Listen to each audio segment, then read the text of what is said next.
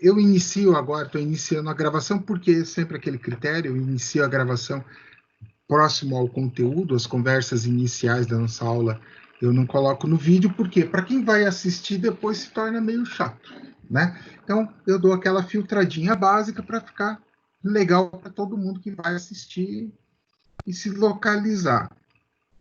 Nós vamos falar hoje, né, na 4.2, a gente vai falar sobre materiais concreto e argamassa, vamos falar sobre algumas propriedades de concreto e argamassa, complementando. Particularmente, pessoal, vou fazer um comentário sobre os livros. E eu não sei por que fizeram isso, tá? Mas manda quem pode, obedece quem tem juízo. Eu achei que ficou estranho. Por outro lado, o fato de ter ficado estranho nos ajudou pra caramba. Vocês já vão entender. Como assim, professor? Tá. O que a gente começou a falar lá no início? Lá? Pegamos unidade 1. Falamos sobre agregados e tal. Ah, unidade 2. Resumindo, pegando unidade 1 e 2, galera, a gente falou sobre concreto. Ou seja, uma preparação para falar de concreto, não foi?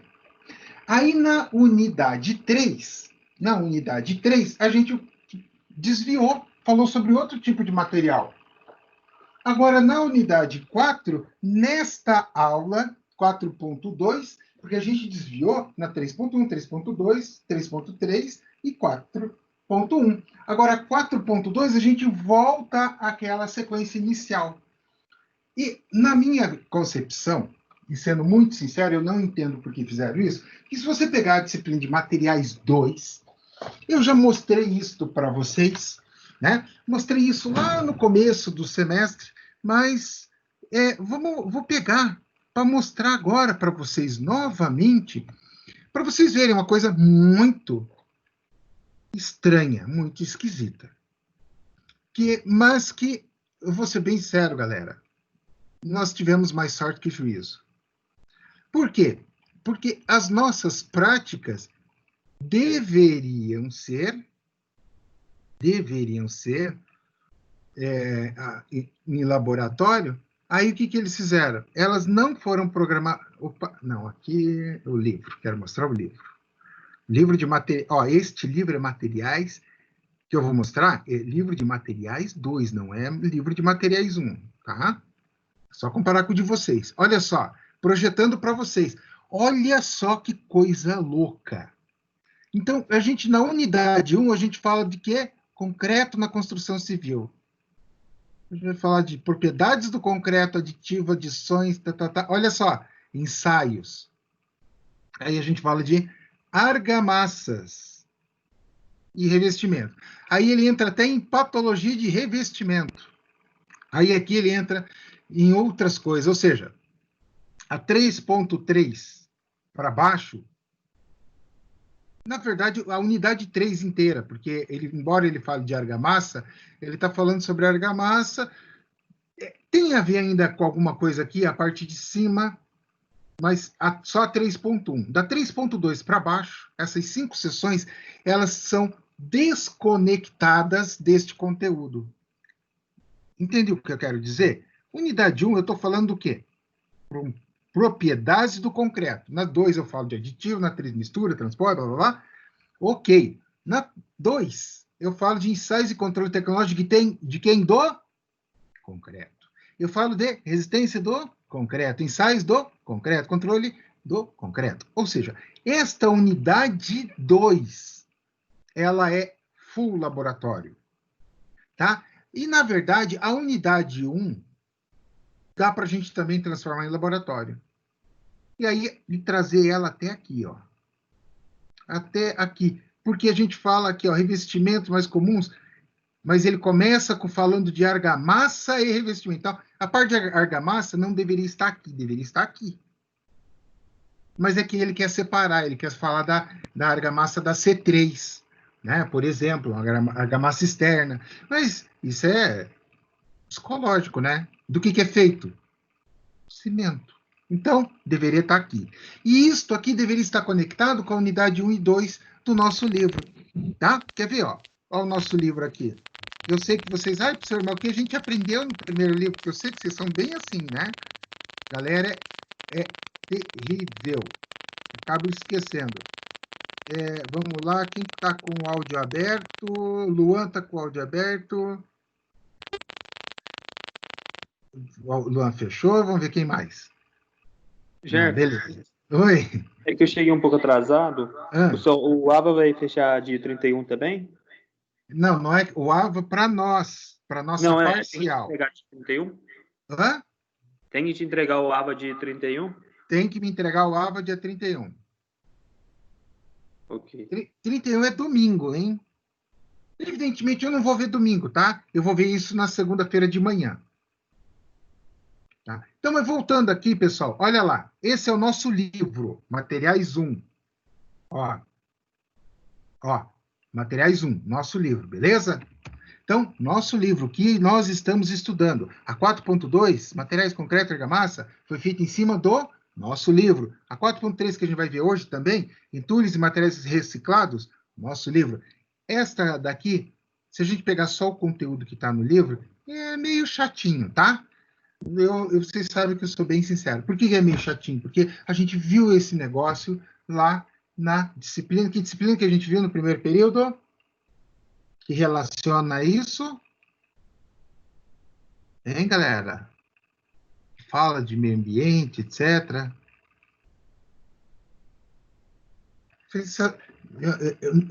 Eu não estou nem cobrando conteúdo, estou perguntando a disciplina. Mas aqui eu tenho um material extra que eu fiz que eu vou fazer um comentário de uma pesquisa que eu fiz no doutorado, no semestre passado. Bem interessante, umas coisas loucas pra caramba que vocês... Eu não tinha ideia, e muito provavelmente vocês não têm ideia nenhuma, tá? Mas é muito legal, vou mostrar para vocês. E aqui, olha só, voltando ao raciocínio, unidade 1 e 2, a gente fala do que? Agregado e aglomerante. Aí a 3 é um OVNI. E aí pega a 3 é um OVNI e vai OVNI até a 4.1. Aí a 4.2 pertence a este conteúdo junto com aquele outro conteúdo. Então, a consequência disso é assim, na minha opinião, deveria ser como? Nós deveríamos... Opa! Aqui. Na minha opinião, deveria ser como, pessoal? Na minha opinião, e se você pensar em lógica de conteúdo, nós deveríamos ter tudo junto. Concorda? Tudo junto. Né? Ou seja, e era assim. A unidade 1 era desse jeito. Pegava tudo, ou seja, você viu que você tem duas unidades aqui e duas lá, do mesmo assunto, que é concreto. E por que estudar concreto? Simples assim, é o principal material da construção civil. Ponto, acabou. Tá? O que se consome mais que concreto no mundo? Água. Qual o segundo material mais consumido no mundo depois de água? Concreto. Então, não precisa nem discutir o porquê que a gente tem que ter. Né? Então, na verdade, a gente tem uma disciplina de materiais inteira falando de concreto, que está dividida em materiais 1 e 2, mas isto nos deu uma vantagem legal, porque vai fazer com que a gente possa ter a disciplina de materiais 2 no laboratório. Tá? A unidade 1 e 2 a gente vai ter no laboratório. Então, a gente vai ter bastante prática lá. Então, se não fosse essa inversão no material, que deixou o material, digamos assim, pessoal, bom, não tem pandemia nem nada. O material, na minha opinião, não ficaria 100% legal. Ok. Né? E eu não poderia nem adiantar o conteúdo, porque a gente não tem uma certeza que Materiais 2 será semestre que vem. Provavelmente sim, mas não é uma certeza. Né? Depende da grade que vem, e a grade não é nem o coordenador, vem de São Paulo. Mas vamos lá, vamos voltar ao nosso caso. Como teve essa quebra, nós vamos ter a oportunidade de trabalhar em laboratório. Ah, professor, mas a pandemia, tal, não sei o que, em agosto vai voltar? Pessoal, acredito eu que sim, a não ser que ocorra uma coisa muito, muito, muito grande. Assim, uma coisa totalmente fora da realidade, para a gente não voltar à normalidade lá por 15 de agosto. Tá? Então, não acredito que isso não aconteça, tá? Sendo muito sincero. E E aí a gente vai ter nossas aulas numa boa em laboratório, vai poder ver tudo isso aí. Na pior das hipóteses, se não fôssemos ter isso em laboratório, assim, dessa forma, o que eu ia fazer? Eu ia simplesmente adiantar o conteúdo da unidade 3 e 4 e inverter, entendeu? E 1 e 2 para a gente ver quando a gente tivesse laboratório, que seria lá a partir de outubro, né? Então, mas vamos voltar ao nosso foco da aula de hoje, ao nosso contexto. Eu só queria mostrar isso para vocês, que é essa correlação. Então, tem coisas aqui, eu faço o resumo, alguns alunos chegaram e me pediram isso já há algum tempo atrás, tá? Pediram, professor, olha, o resumo aí para a gente estudar nessa época de pandemia, fazer dessa forma com o resumo, fica bem legal e ajuda. Então, tem conceitos que eu coloquei aqui que nós já vimos lá atrás, mas porque está no material. E eu segui o material, colocando. Né? Então, algumas coisas eu vou só comentar rapidamente, porque a gente já viu. Por exemplo, começando a aula, materiais concreto e argamassa, concreto. Né? É definido como resultado da mistura de cimento, água, agregado miúdo e agregado graúdo. Bom, eu não preciso continuar nesta seara, porque a gente já viu isso na unidade 1 e 2. Então, seria perda de tempo e a gente tem bastante coisa legal para ver nas demais unidades. Né? Então, funções dos materiais que compõem o concreto. Estou seguindo ali a lógica do material, mas esse é só um material, digamos assim, de revisão da unidade 1 e 2. Tá? Então, a função da pasta, qual que é o objetivo da pasta? Fazer o envolvimento dos agregados, fazer com que ocorra, durante o processo de hidratação, o envolvimento entre areia, né, a brita, e vai solidificando. Os agregados, a ideia do agregado é o quê? Você fazer um preenchimento do espaço e uma redução de custo. Por quê?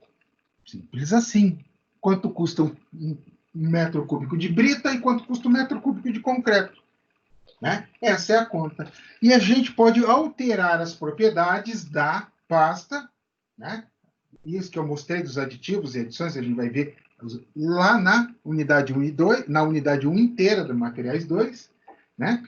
Lá eu quero trazer aí no laboratório, não está previsto isso como prática, mas eu quero fazer com vocês. Por quê, pessoal? Porque teve coisas que eu fui descobrir no canteiro, né? E que o professor falava para mim, isso faz isso, aquilo faz aquele outro. Que legal, professor. Então tá bom. Eu acreditei naquilo. Só que como é que acontece isso e aquilo e aquele outro? E de fato acontece assim mesmo? Como é que isso faz em relação ao meu slump? Como é que isso muda a resistência? Entenderam, pessoal? Então, isso aqui é assim, mostrar os dados. Pô, mas é aquela história. Podemos confiar nos dados, claro, né? De quem fez a pesquisa. Mas outra coisa é a gente no laboratório fazer, que é mais engraçado, é mais legal. Né? Dimensionar o traço e depois brincar com ele, colocar os aditivos, adições e fazer estas modificações. Tá? Então, os aditivos e adições que a gente já comentou sobre, tá? E as principais alterações que os aditivos causam no concreto. E, novamente, a gente já viu isso, mas vamos lá. Alterar a fluidez, ou seja, eu quero deixar o meu concreto mais fluido, mais viscoso. Isso é muito legal. Inclusive, eu falei isso para o pessoal de Tecnologia 2, que a gente estudou o Grout, eu falei sobre o Grout. Mas para vocês eu não tinha falado, então vamos lá. O Grout, imagina o seguinte, você vai fazer uma recuperação da estrutura e você tem lá 5 centímetros para preencher em volta da viga. Pô, é pouco espaço. Se você colocar um concretão normal, com a brita normal, não vai rolar. Porque você tem aço ali também, né? Então, não vai dar para concretar. Ou vai concretar e vai fazer um monte de bicheira. Então, quer dizer, você vai fazer uma patologia para corrigir uma patologia. Muito legal, né? Então, aí você tem que fazer o quê? Você tem que usar um concreto mais fino, né? Ou seja, um grout. O que é o grout? Pensa na pedra, na brita. Tira a brita do concreto e coloca o pedrisco. Sabe aquela pedrinha pequenininha? Pedrisco. Troca a brita pelo pedrisco. Aí nós aprendemos isso na unidade 1 e 2, eu falei isso em sala de aula, eu me lembro muito bem, que eu fiz o desenho no quadro, mostrando sobre a área superficial. Quanto menor o agregado, vai lá, alguém completa a frase aí. Vamos lá, pessoal. Quanto menor for o agregado em relação à área superficial dele, maior ou menor será a área superficial?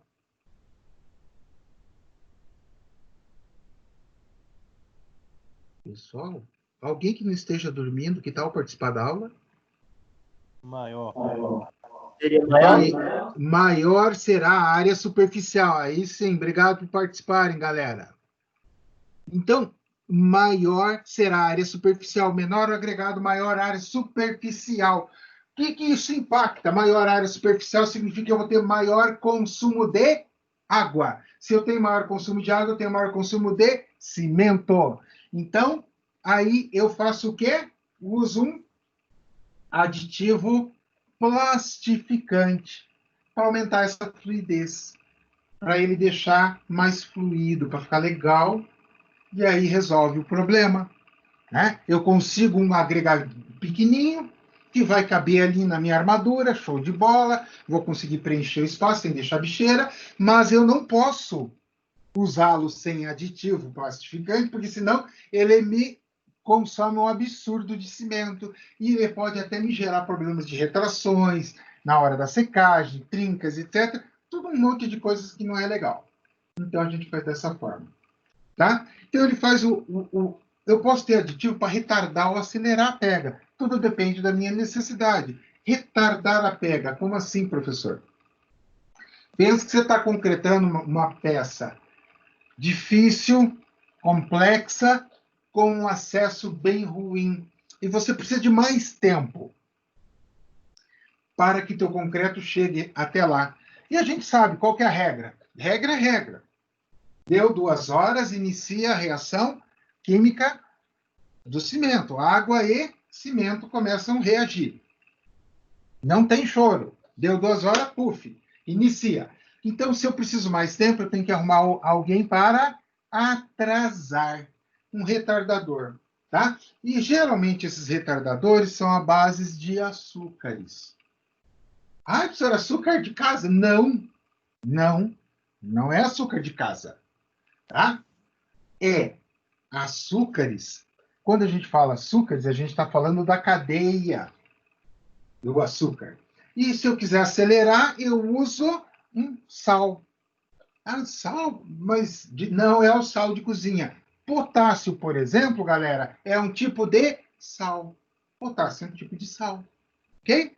Então, eu vou utilizar um acelerador ou um retardador. Agora, falando da nossa amiga açúcar, vou contar um caso para vocês.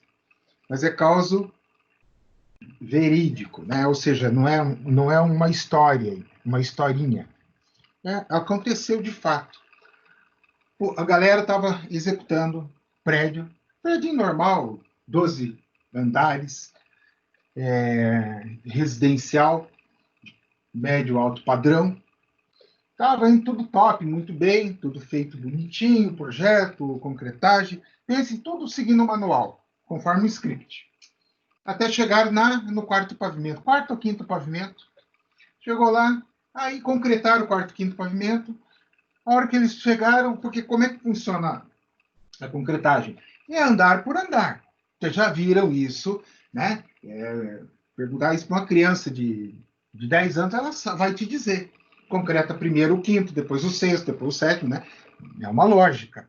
Então, eles foram seguindo essa lógica. Estavam lá na concretagem do sexto, sétimo, né? 2, 3 pavimentos para cima. E aí, adivinha? Começou a, mais ou menos, sabe como faz uma Maria mole? O concreto começou a desandar a maionese do coitado inteiro. Mas não foi um pilar aqui, um pilar ali. Não. Começou a dar problema de fissuração, né? Trincas. Começou literalmente, ele a colapsar, não resistir. Do quarto ali, quinto pavimento. Meu Deus, e agora? Escora toda essa tranqueira para a obra, tira a galera daqui, vamos isolar o negócio, porque põe mais um pavimento para cima e vem tudo para baixo. Né? Só que o detalhe é o seguinte, do quarto para baixo, tudo 10. Top, bonitinho, aquela coisa mais linda de cinema. Tudo concretadinho, bonitinho, sem bicheira, né? Porque já foram tirando as formas, onde deu bicheira, já foi lá e já fez, passou aquela massinha de areia e cimento para cobrir a bicheira. Ó, top. O que aconteceu? Aí os caras foram investigar, né? Aí você chama quem? Um especialista na área de patologia. E é o cara que vai te dar a solução, vai dizer, meu, tá, ó, vocês erraram nisso, tem que fazer isso. E aí foi feito, analisado, tá. Vamos vamos ver os resultados da concreteira. Porque vocês sabem que, como é que funciona a regra? Eu já falei isso, né? Vocês viram que isso a gente volta a falar em materiais 2, mas você já tem que saber agora.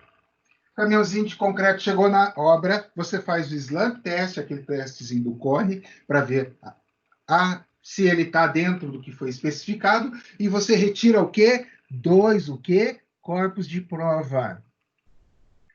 E leva aquela tranqueira embora. Leva embora. Pessoal da concreteira. Por que leva embora? Ele tem que testar. Ele tem que testar. Ele tem que verificar qual é a qualidade. Ok? Então tá, beleza. Beleza, então vamos dando sequência. Foi aqui, pesquisou ali.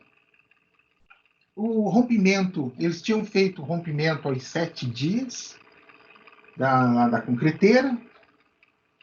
Eu agora não me lembro, pessoal, se foi com 3 ou 7 dias. Acho que foi com 7 dias, tá? Iam fazer com 28.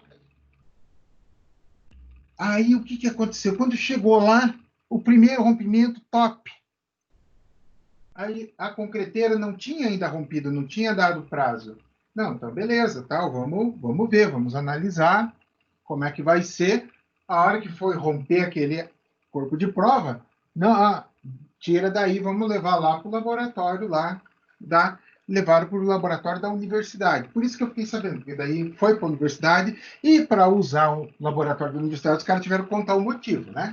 Porque eles não foram usar só aquela máquina de romper, eles foram fazer a desintegração do concreto. Já explico na sequência. Aí eles fizeram o rompimento. Paulo, a resistência do concreto foi lá embaixo. Ela deu quase que menos do que deu nos 7 dias.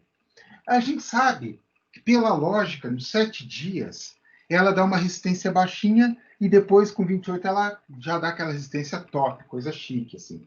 E a gente sabe que se eu tirar ainda uma no meio, com 14 dias, ela já está com uma resistência bem legal que me permite desformar a minha estrutura. Então, pessoal, veja só, olha só o que aconteceu. A resistência foi lá embaixo. O povo da concreteira queria morrer. Meu Deus, não pode. Os caras, não, puxaram lá os relatórios. Os caras tinham milhões de corpos de prova rompido e tudo bonito. Como estava no laboratório, não. Vem cá. O objetivo de fazer um laboratório é o seguinte, ó. Deixou lá, ficou o engenheiro responsável lá pela concreteira, né? E o cara em pânico, né? Imagina. Ele é o responsável, ele fez um concreto porcaria, a casa cai na cabeça dele. Vamos lá. E fizeram a decomposição.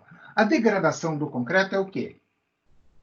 Eu vou fazer o seguinte, eu vou pegar o concreto e vou bombardear ele com produto químico.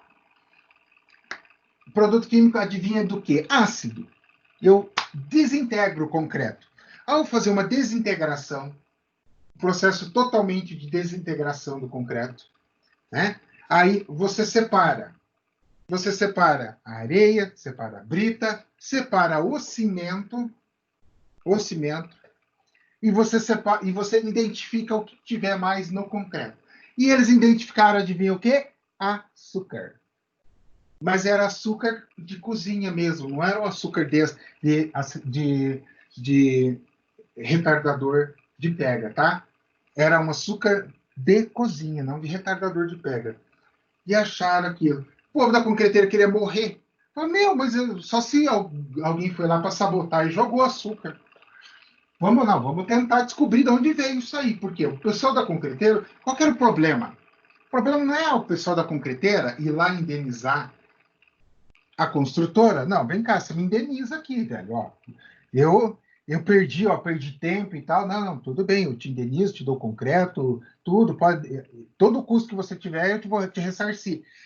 Isto para a concreteira, ela já tinha esse prejuízo quando deu negativo o concreto, já era. Não existe choro, né? Então, o problema era a imagem da concreteira. Tá? Este tipo de coisa destrói a imagem da concreteira. E esse tipo de coisa, pessoal, é fofoca. É que nem fofoca. A vizinha está traindo com o vizinho da outra esquina. Isso aconteceu, o povo ficou sabendo, isso dispara que nem um rastro de pólvora. E é a mesma coisa. E a concreteira, o medo dela era esse. Meu, e agora? O que vai acontecer? Nossa. E era uma concreteira já famosa, tá? Uma concreteira já com...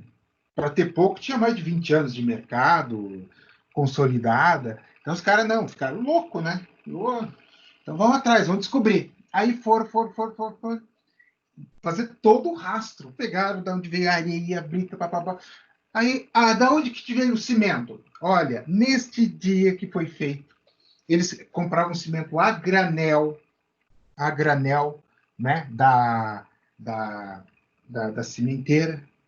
Só que neste dia, não sei lá por quê, ocorreu um problema e eles tiveram que, para atender o cliente, né, porque estava programada a concretagem, pegar no varejo cimento para fazer. Tiveram que pegar. Pegaram uma carga de cimento,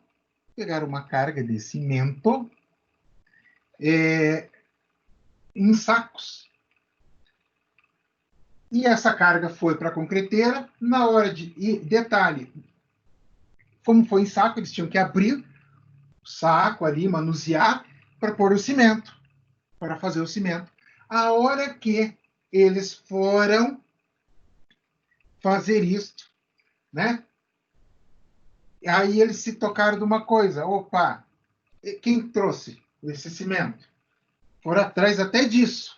E aí foi um terceirizado, que era aquela história, ó, tem um frete aqui, coisa e tal. O cara pegou lá o frete e trouxe. O que o cara tinha transportado antes de transportar cimento no caminhãozinho dele? Aquele caminhãozinho normal de carroceria. Ele tinha transportado açúcar, tá? Açúcar em sacas. Sabe aquelas sacas de açúcar assim? E aquilo lá vai vazando açúcar para tudo quanto é lado, né? Foi o suficiente para contaminar os pacotes de cimento, que por sua vez acabaram por sua vez contaminando o concreto. Então veja que interessante, né? E assim, aí a concreteira conseguiu provar que ela agiu de boa fé, pediu concreto, pegou fora do que era o padrão dela para atender o cliente, para não passar um problema que ocorreu, uma falha dela. Eu não me lembro se foi problema, se quebrou o caminhão, alguma coisa aconteceu lá com o caminhão, não ia ter o cimento para fazer aquilo ali, eles pegaram esse cimento de fora. Essa informação dessa parte veio da concreteira para o laboratório. O que eu acompanhei? No laboratório a gente acompanha o rompimento e a análise da degradação do concreto e a identificação do problema. Não, foi açúcar. Aí a concreteira foi atrás para saber e deu esse retorno para nós. Então, pessoal, vamos lá. Veja que interessante. O estrago que o açúcar fez.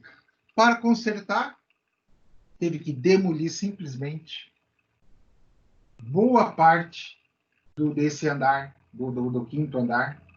Teve que demolir. Esse andar que foi concretado inteiro, né? Mas para cima ainda conseguiram aproveitar alguma coisa, mas pouca coisa. né? Então, foi 3 andares para cima e eles perderam 2 andares tranquilamente. E ainda conseguiram salvar as ferragens e tudo mais. Foi feito todo um plano para fazer essa recuperação, porque o impacto seria muito grande, porque eles não tinham nada projetado ali para manusear. Era num local no centro, ruim, o acesso para demolir e retirar. O custo seria até maior e o transtorno também. Ô Jefferson, Oi? na hora que estava fazendo o concreto, não dava para ver nada de diferente, para ter que demolir, ter que fazer, Não, utilizava, depois não demolir, dá. nada. Nada. Nada. Não dá para ver. Ele Não dá ficou para ver. mais aguado por ter Viu? nada, A gente nada. vai fazer isso em laboratório. Beleza. Nós vamos pegar um corpo de prova e vamos fazer ele com açúcar. E aí vocês Mas vão aí, analisar. pela essa quantidade que está falando aí, foi algo bem significativo.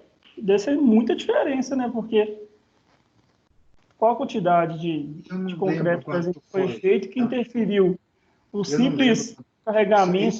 Foi 20 e poucos anos atrás, né? Eu estava na Ah, tá. faculdade ainda. Mas olha, para te dizer, de um pavimento, aquele lá,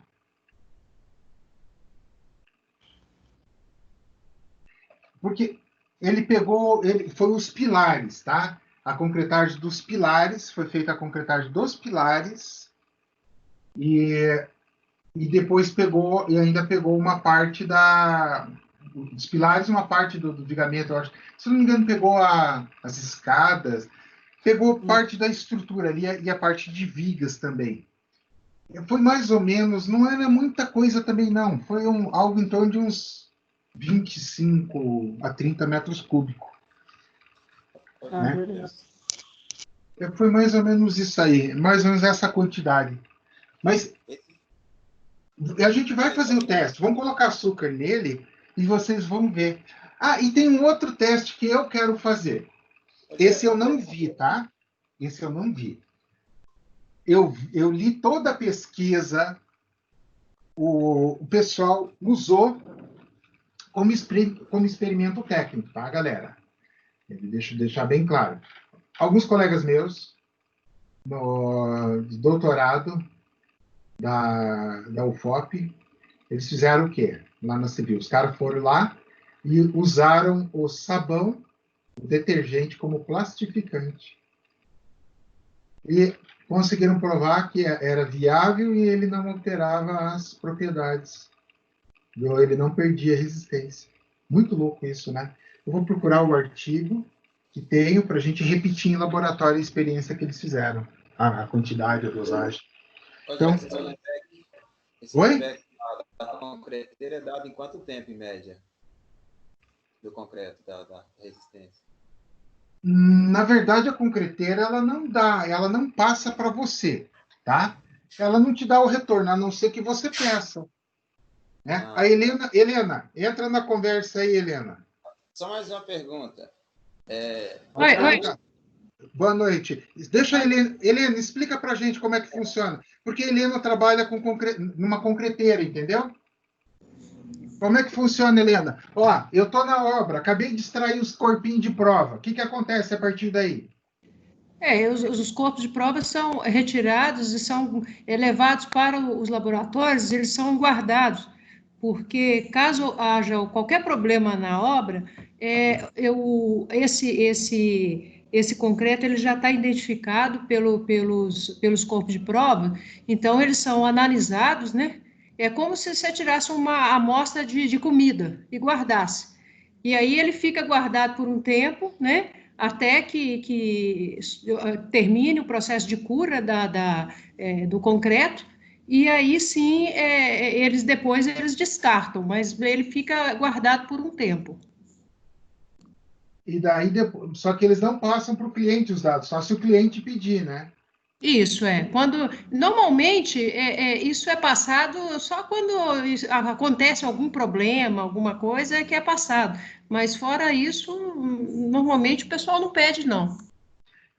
Na verdade, é assim, se pedir, a concreteira tem a obrigação de fornecer, mas ninguém vai ficar Exatamente. pedindo, ficar urrinhando o povo da concreteira, né? Se está tudo indo muito bem, você está olhando a construção, porque qual que é o grande problema?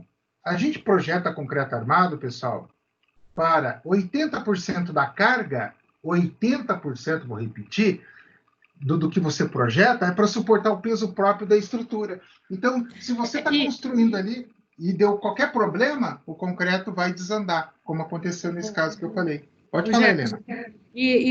Normalmente, o processo hoje, ele é praticamente todo ele é automatizado. Então, não é lógico que acontece problemas, mas são poucos, né? Porque já tem toda a dosagem certinha, então normalmente não dá problema, não. Dá problema só quando alguém inventa fazer alguma modificação lá na ponta, aí vai para o negócio, mas fora disso não há problema nenhum, não. Não tem muito, digamos assim, não existe muito segredo, porque a máquina ela já está programada para liberar aquelas quantidades exatas. A não ser que quebre, quando quebra a máquina, daí dá problema, que ela pode dar uma quebra, uma travada, e ela libera produto a mais, mas isso é muito raro de acontecer. E veja, a gente está falando um procedimento desse, do que eles pegaram cimento a granel, deixaram o cimento a granel e tiveram que pegar cimento em saca, foi uma excepcionalidade, e a gente está falando isso, vamos lá, coisa de uns 23 anos atrás. Então, a gente está falando num outro nível de qualidade de controle que nós tínhamos há 20 e poucos anos atrás. Era muito diferente do que a gente tem hoje em termos de tecnologia. Vale ressaltar isso, né? Tem também um controle que tem que ser muito bem feito do recebimento da matéria-prima, até mesmo o cimento chega, então ele tem que ser colocado nos silos corretos, porque se você chegar com um cimento, um CP5, e misturar no cimento, num silo de um cimento comum, vai dar um problemão, uma coisa louca. Porque Sim. aí avacalha o negócio todo. Então, ele tem que ter um controle muito grande do recebimento da matéria-prima. Até porque cada um deles tem uma dosagem, né? E uma quantidade de água que a gente vai utilizar, né, Helena? Exatamente. Então, aí você bagunça todo o traço. Mas até deixa voltar as aulas, tudo quando tiver tudo normal. Vamos ver se a gente marca um dia para o pessoal ir visitar, para eles terem uma noção do que é uma concreteira, Helena. Helena. Só outra pergunta aqui, sobre a fluidez. Hoje eu estava lendo um negócio sobre o graúte. Ele é muito usado, ele é viável? Você falou do grout. O grout ele é utilizado, sim, mas ele não é utilizado em larga escala. Esquece, não te pertence isso. Por quê? Porque ele custa caro. Quanto que ele custa caro, professor? Ele vai custar de 3 a 4 vezes o concreto normal. Por quê? Porque ele é feito para uma determinada função. Então, por exemplo, eu quero fazer uma recuperação estrutural. O grout é válido? Sim. Eu quero fazer uma concretagem, eu tenho espaços pequenos, volumes pequenos, entendeu? Quando a gente fala em grout, a gente está falando em, vamos lá, eu não estou falando em nada além de 2, 3 metros cúbicos. 3 metros cúbicos de grout já é muita coisa. Mas aí, quando a gente fala em resistência, ele é muito superior ao concreto, normal, tá? Então, um concreto 25 graus, você pode falar em 60, 70. Jefferson, esse grout, ele, na verdade, o pessoal usa ele só mesmo para fazer algum tipo de correção, né? Não necessariamente, quer ver? Usa para outras coisas. Por exemplo, imagina que eu tenho lá uma estrutura de concreto pronta, Helena, e eu quero implantar uma estrutura de metálica. E eu tenho que chumbar ela. Então, eu faço nichos, buracos na estrutura, né? E vou chumbar a minha estrutura metálica, fazendo a ancoragem. Porque ele vai ter uma resistência fantástica. Imagina, por exemplo, que eu tenho uma estrutura metálica que eu quero uma cobertura nova que eu vou fazer. E eu tenho uma estrutura de concreto antiga que eu quero juntar as duas. Eu quero ancorar, entendeu? Usar a de concreto de apoio. Amarrar nela. Eu vou usar o grout. Ou seja, são coisas específicas. Por quê? Porque ele é caro. Entendeu? Então, um grout, olha, o concreto hoje está o quê? Uns 250, mais ou menos, o metro cúbico. O grout vai estar na faixa de 800 a R$ 1.000 o metro cúbico. Então, ele tem aplicações específicas. Tá? O grout que eu estou falando é este grout de alto desempenho. Ok? O grout de alto desempenho. E tem o grout comum.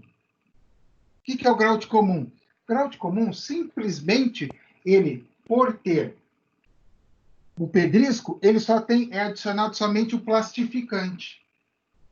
Tá? Aí esse é o grout comum, convencional. Digamos assim, vamos chamar de super grout para separar, tá? Que é esse que é muito caro e tal, pouco usado. E aí vamos falar do grout comum. O grout comum custa, em médio, geralmente custa o dobro do concreto convencional. Aonde que ele é muito utilizado? Alvenaria estrutural. Eu tenho que fazer a ancoragem, colocar barras de aço nos nichos. Aí eu vou utilizar o grout. Né? Aí ele se torna mais viável. Por exemplo, eu preciso concretar um brise. O que é um brise, professor? Uma proteção que você faz em concreto, tipo uma cortina em concreto, né? Uma peça em concreto contínua de, por exemplo, 7, 8 centímetros de espessura. É óbvio que ela vai dar problema se você usar o concreto convencional. Então, você usa o grout para ela ficar legal. Esteticamente, ela não ter nenhuma interferência, tá? Então, eu aproveitei, na verdade, para buscar coisas diferentes, né, em relação ao nosso conteúdo. Composição do concreto e seus componentes, aqui a gente sabe, ó, cimento mais água, primeiro ali, forma pasta, e aí vou na sequência, pasta mais areia, forma argamassa, argamassa mais tela, forma argamassa armada, tá? E daí, pasta de cimento mais areia mais brita, forma concreto. Concreto mais adições, concretos especiais. Concreto mais concretos especiais mais aço, concreto armado. Tá? Então, na verdade, é algo que a gente já tinha esse conhecimento. Agora a gente vai falar um pouco da dosagem do concreto, embora a gente já saiba como é que funciona. Né? Se eu olhar aqui na tela a dosagem do meu amigão aqui, concreto, opa, eita, deixa eu pegar aqui, aí, agora sim. Olha aqui, quem que é esse cara? AC, água, cimento, né? Então, quem que é este cara aqui? O adição, pessoal, nem sempre tem, tá? Então, esse cara nem sempre tem, mas este aqui é o parâmetro fundamental, né? Areia, brita e o meu fator água-cimento. Quantos de quilo de cimento eu vou fazer a adição? Então, a gente trabalha sempre dessa forma, tá? Sempre dessa forma. A adição aqui, ele está trazendo quantidade de massa de adição. Essa fórmula aqui, eu representei porque está no livro, aquilo que eu falei. Mas não é bem assim, não, tá? Aqui ele está trazendo, ó, 1 para adição, mais A, mais B, mais AC, mais um percentual. Na verdade, nós vamos aprender a fazer o cálculo, tá? E isso aqui a gente vai aprender lá nos livros do Eladio Petrucci, por exemplo, é um livro clássico que traz isso aqui, Falcon Bayer, né? São livros clássicos. Eu tenho lá, por exemplo, os caras falam na obra 3:1. Né? Concreto de pedreiro, 3:1. Na verdade, ele está dizendo o quê? Que ele vai usar 1 parte de cimento para 3 partes de areia, 3 partes de brita. Pegou bem no canto, além de não era para pegar, miséria. Ó, então, 1 parte de areia, 1 parte de cimento para 3 partes de areia, 3 partes de brita. Isso tudo para formar 1 metro cúbico, né? E aqui a minha quantidade de água. Tá? Aqui a água, pessoal, vou substituir ali, falando do concreto do pedreirão, tá? Pedreiro, vou repetir. Concreto de quem? Pedreiro, tá? Não é nosso. mais ou menos ele vai dar isso aqui, 0,7 do quê? Ó, esse cara é quem? Cimento, areia, brita e água, né? Água. Então, 0,7 deste cara aqui. Como assim, professor? Isso é possível? Claro, não existe mágica nem bruxaria. É muito comum eles usarem latas, caixas. Não sei se vocês já viram isso fazendo em obra. Por exemplo, eu pego uma caixa. Ah, que caixa? O que é isso aqui, professor? Eu faço cálculo. Para quê? Eu vou dosar. Olha só. Ah, professor, isso aqui eu faço 1 metro cúbico. Que é 1 metro cúbico. Você vai fazer isso na obra. É. Só que me diz uma coisa, gênio. Você vai fazer 1 metro cúbico na obra e você tem na obra uma bitoneira padrão normal, que ela tem 400 litros, né? Que isso aqui dá o quê? 0,4 metros cúbicos. Então, se você tem este volume máximo, você vai fazer o quê, infeliz? Um cúbico? Não. Você vai fazer algo proporcional. E aí você proporciona isto ao quê? A 1 ou 2 sacos, geralmente 2 sacos, de cimento. 2 saquinhos de cimento, né? Ou um ou 2 sacos. Depende do gosto do pedreiro. Geralmente é 2, tá? 2 sacos de cimento. Opa, eu jogo 2 sacos de cimento. Então, este volume, se eu jogar 2 sacos de cimento, vamos lá, eu tenho que jogar 3 de areia, 3 de brita. E eu vou jogar, daí, 0,7 disto aqui. Tá? Então, 70%. Então, é mais ou menos isto que nós temos, em termos, assim, de traços, adições. Não é bem isso que está aí, não, tá, pessoal?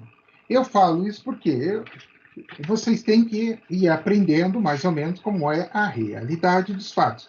Lógico que isso não é assim, não é de graça, né? É tudo calculado, tudo certinho, tudo bonitinho. E depende de quem? Adivinha? Adivinha? Depende da minha areia. Se é uma areia média, se é uma areia grossa, eu vou ter variações, certo? Então, se ela é média, grossa, fina, conforme ela vai variando, eu vou tendo, digamos assim, uma variação do tipo de traço que eu vou produzir e o tipo de, como eu vou dizer, tipo de resistência, né? Porque assim, você pega o coitado e fala, olha, é essa areia que a gente tem. Pô, mas é essa areia que a gente tem aí, porque na região não tem outra. Você vai fazer o quê? Você vai ter que trabalhar com essa, beleza? Não, beleza. Então, aí você vai fazer o quê? Não tem outra alternativa, você trabalha com aquela areia. Aí, aquela areia não é tão legal. Ela te consome um pouco mais de água do que você gostaria. Paciência, você vai ter que fazer o quê? Corrigir o traço, adicionando, né, ou mais água, por exemplo, mais cimento. Ela vai, digamos assim, pessoal, eu sempre digo, não existe almoço de graça, né? Isso eu digo para vocês direto.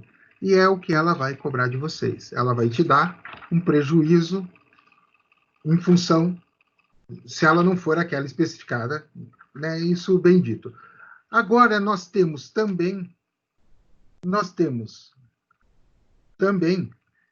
outras coisas, outras correlações que vão influenciar. É lógico que o meu tipo de cimento, não posso deixar de dizer, e a brita funciona igual à areia. Mas, por exemplo, professor, mas como é que é esse negócio aí e tal, de cimento e tal, consumo de cimento? Então, o consumo de cimento, pessoal, só para vocês terem mais ou menos uma noção. Então, vamos lá. Eu estou pegando um elemento tipo um pilar. Pilar, se sabe, vocês têm noção, pilar é uma coisinha séria, né? Não dá para brincar.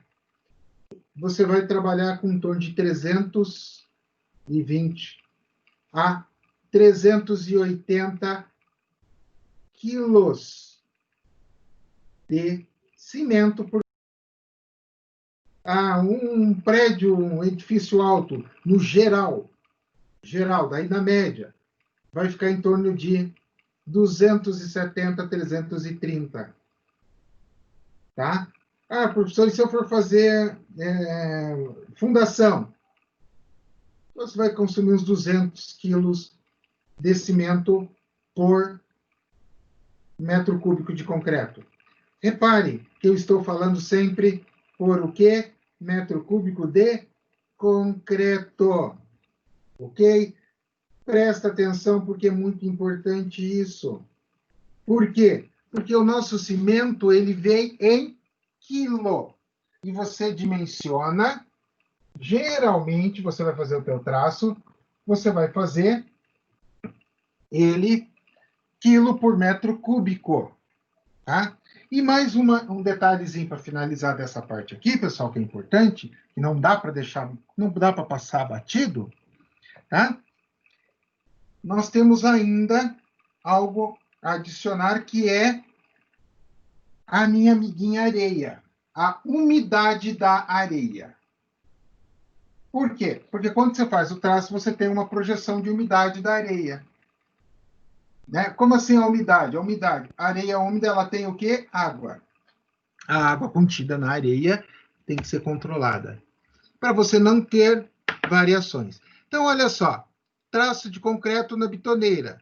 Ele colocou aqui um exemplo para vocês, e eu tenho lá, vou fazer ele na mão ou na bitoneira, tá? E aí ele dosou em latas, tá vendo ali, ó? Latas do quê? De 18 litros. Então, por quê? Porque é mais ou menos o que você tem na mão ali. O pedreiro precisa medir. Você tem você pode ter, já tem umas forminhas prontas de plástico que você compra, que dá uma dosagem, dá para você medir, usar aquilo como padrão. Você tem, enfim, resumindo, você se vira. E você sempre, em obra, você vai trabalhar sempre com o traço baseado no quê? Sempre no traço exato para um saco de cimento. Simples assim. Pensa. Aí eu vou projetar para 30 quilos de cimento. E aí você projeta uma balança na obra e o peão controlando o peso do cimento para concretar. E me pergunta se vai dar certo. Não. Tá? Não. Não perca teu tempo porque vai dar errado. Ok? Mas isso a gente aprende a fazer o traço. Vocês vão calcular em materiais 2 o traço. Propriedades do concreto. As duas propriedades mais significativas do concreto, fresco, são a trabalhabilidade, que a gente já falou da trabalhabilidade, mas falou de outra forma. A fluidez, e daí também nós temos a relação da coesão. Como assim? Coesão. Ele tem que ser coeso. Isso a gente vê muito torna-se até um pouco repetitivo, porque a gente vê isso em tecnologia 1. Né? E todos aqui já viram isso em tecnologia 1. Tá? Então, fatores que afetam a trabalhabilidade, ele traz alguns fatores aí, fatores interno, externo, mas não é nada que a gente já não tenha visto. Exudação, eu estou fazendo a cura do meu concreto. Estou curando o concreto. Né? Eu já falei para vocês da água, nós temos ali a água retida na argamassa, tem essa água retida na argamassa, que é a água que ele usa para hidratação. E eu tenho e o concreto, quando eu junto a minha cimento com a água, eu gero uma reação química exotérmica, ele libera calor. Então, parte dessa outra água vai se perder para o calor. Então, por isso que eu falo, sempre que a gente tem duas águas, é uma água só, é lógico, todo mundo sabe disso, mas sempre para vocês olharem na questão de duas águas. quando vocês compreenderem a questão das duas águas, né, ou seja, que a água vai ter as duas funções ali, vocês começam a entender o processo de secagem do concreto. Começam a entender como engenheiros, tá? Daí, ó, massa específica do concreto, isso aqui eu já falei 500 vezes para vocês, né? Para concreto armado, 2.500 quilos por metro cúbico. Ele traz aí valores usuais para concreto simples e tal. Esquece, a gente não trabalha com concreto simples, a gente trabalha com concreto armado e a gente segue a NBR 6118. Ok? E aqui ele traz uma classificação da resistência mecânica dividida por 2 grupos. Ele traz lá a designação pelo FCK. Eu já falei do FCK para vocês, já é a minha resistência característica, é em função dele que a gente viu lá a curva de Abrams, a quantidade de cimento em relação à quantidade de água e o que acontece, né? FCK. E isto também eu já falei para vocês que é uma medida uma medida de tensão normal, ou seja, uma força de compressão.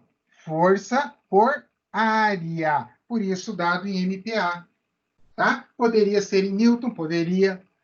Em kgf, poderia. Tá? Tudo depende do gosto do freguês. Tá? Mas a gente trabalha para o concreto em MPa. Então, quando eu falo, ligo lá, e Helena, manda para mim aqui 2 caminhões de concreto com 25.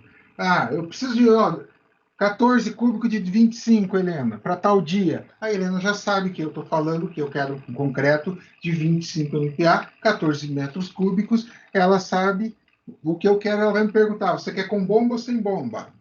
Né? E beleza.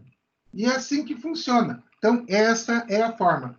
A designação C10, C20, esquece porque não se usa.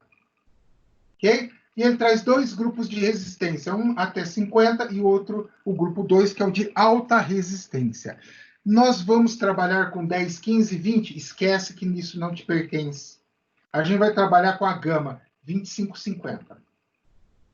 Quando você entrar ali na gama no grupo 2, que é o 55 até 80, você está entrando num grupo de obras especiais. Igual aquela questão da prova, que vocês vão se lembrar, o prédio mais alto do Brasil. Aí você entra no grupo 2. Caso contrário, você fica no grupo 1. Ok? E o meu projeto, eu tenho 2 projetos, né, no doutorado.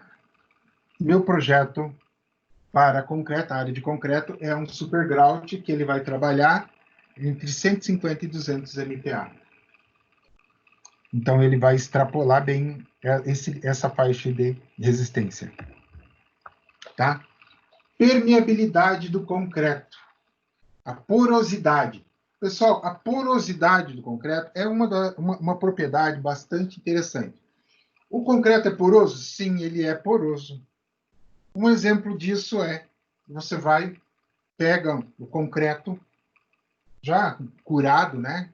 Concretou, já secou, já curou, e você joga água nele, você vai ver que ele vai absorver água. Absorver até que limite, até o volume de saturação. Por quê? Porque ele é poroso. Ele é poroso. Tá? Então, fica espaços vazios entre a pasta e o agregado.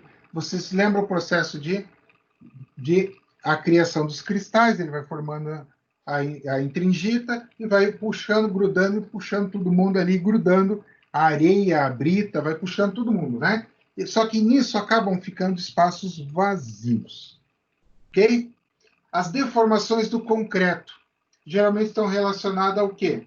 Ao volume, né? Como é que ele vai ser hidratado. Por exemplo, eu tenho lá um bloco de, vamos lá.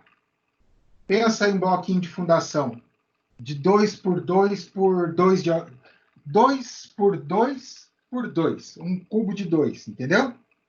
Que na verdade não vai me dar em metros cúbicos 8 metros cúbicos, mas ele tem as 3 arestas valem 2. 2, 2, 2, 2. Ou seja, eu tenho um limite além daquilo que é o recomendável, fazer com concreto comum. Eu já preciso fazer, neste caso aí, a adição de gelo. Se eu não fizer adição de gelo, automaticamente eu vou ter problema de retração, que é o que ele está dizendo, variação do volume absoluto dos elementos ativos que se hidratam. Ou seja, a hidratação vai me gerar um calor tão excessivo, que ela vai eliminar a água presente na argamassa, faltando água para ser hidratado, fazendo com que ele se fissure. Tá? Então, e eu tenho também a questão de poros internos. Eu tenho também, nós chamamos, esse eu não falei ainda. Este eu não falei. A gente já falou de aditivos.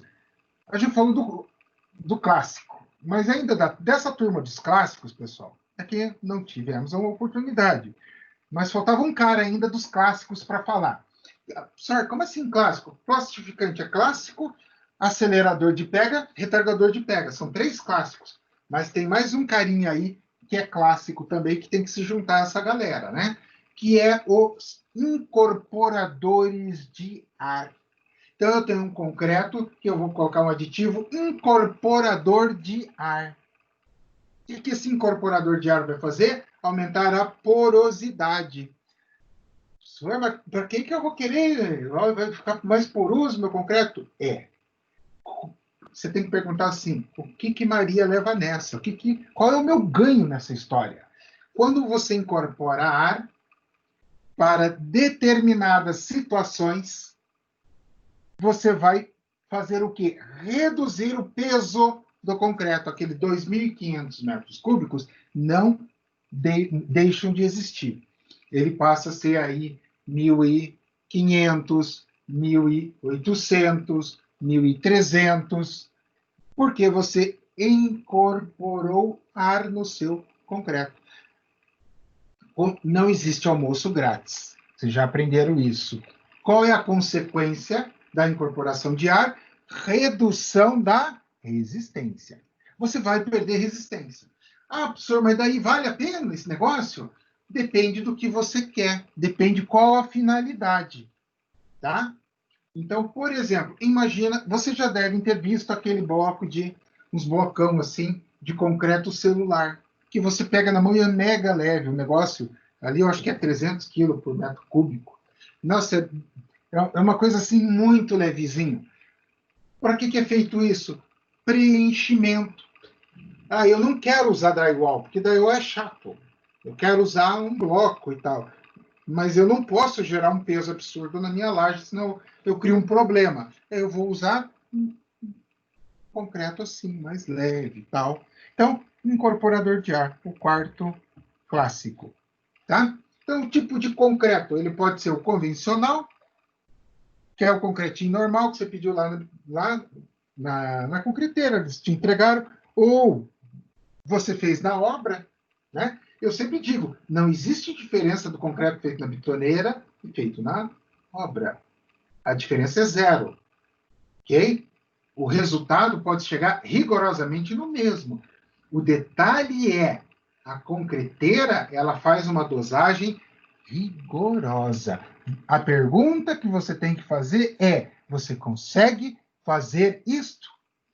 A isto se dá o nome, pessoal, está previsto na norma, na 6118, de controle do concreto. Se ele é um controle normal ou rigoroso. Porque se você tiver um controle rigoroso, ele te permite baixar alguns coeficientes de segurança. Por outro lado, se ele for um concreto normal, sobe esses coeficientes. É uma lógica. Por isto, né, além do concreto convencional, bombeado, simplesmente o concreto precisa subir e alguns andares para cima, então ele tem que ser bombeado. Concreto pré-fabricado, eu já comentei com vocês, ele é um concreto com uma resistência maior, bem mais legal. Por quê? Porque você tem um controle rigoroso. As formas de concreto são metálicas. Ou seja, é tudo ajustado, tudo ali perfeitinho, milímetros, coisa chique, coisa do outro mundo, comparado às nossas caixarias. Então, por isso que o coeficiente é mais baixo. Alta resistência inicial, a gente já viu isso, né? Então, eu tenho que ter uma alta resistência inicial para fazer uma desforma rápida. Pesado, quando eu tenho graúdos de massa específica maior, usado em estruturas pesadas, isso é mais aplicado, por exemplo, fundações de hidrelétricas e etc. Projetado. O projetado a gente ainda não viu, mas vamos lá. O que é o projetado? O projetado, pessoal, ele é feito com... o concreto projetado, dá para se considerar que ele é um grout, ok? E ele, junto a ele, você coloca uma limalha de parecida com o grampeador, o clipe do grampeador, só que aberto. Aí você projeta ele contra a parede. Parede do quê? Imagina que você escavou um túnel. Escavou tudo aquele túnel lá, tal, não sei o quê, fez aquele buracão, e você precisa deixar aquele ambiente estável. Aí você usa concreto projetado. Pessoal, vou tentar fazer algo que eu acho que não é recomendável, mas eu acho que há coisas da vida que vale o sacrifício.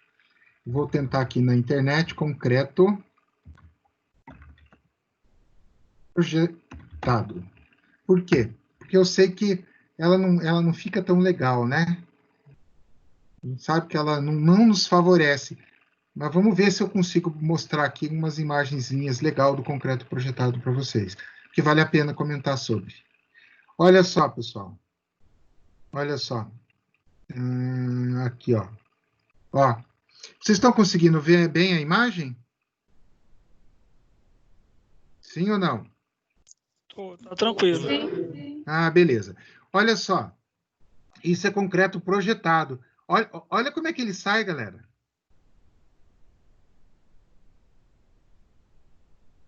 Legal, né? E olha aqui, ó. Eu acompanhei isso aqui sendo feito em Florianópolis, quando eles fizeram um túnel. A gente foi visitar, foi ver. Nossa, muito legal. Muito legal e muito sinistro obra em túnel, galera. Porque vocês entram assim no começo, assim, olha, pô, é legal, tal. Aí quando você anda um tanto, ó, mais ou menos como a gente estava aqui, ó. Isso aqui foi tudo concreto projetado. Foi desse jeito aqui, ó. Você anda um tanto assim que você olha lá para fora, pô, dá aquele impacto. Mas é legal. Ó, você vê essa visão aqui, assim, ó, você está aqui vendo lá do outro lado, é muito, muito legal, é interessante. Deixa eu ver aqui, projetado, deixa eu ver se tem alguma coisa aqui. Túnel Florianópolis. Vamos ver se ele vai mostrar.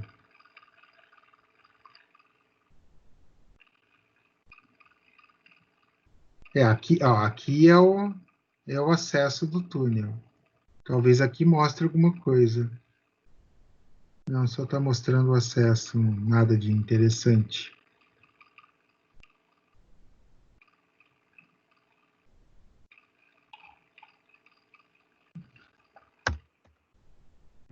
Carvoeira, que é na Carvoeira ali, o bairro.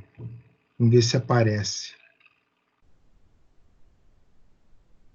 Eu acho que não vai, porque assim, vale lembrar, assim, isso aqui foi feito, pessoal, na 97, 98, tá?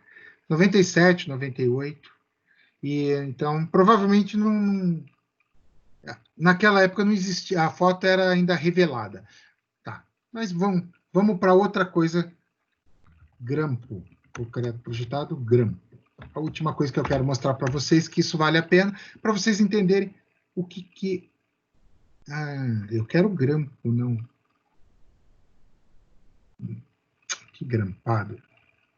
Grampo. Grampo. Grampo para. Vamos ver se ele vai trazer.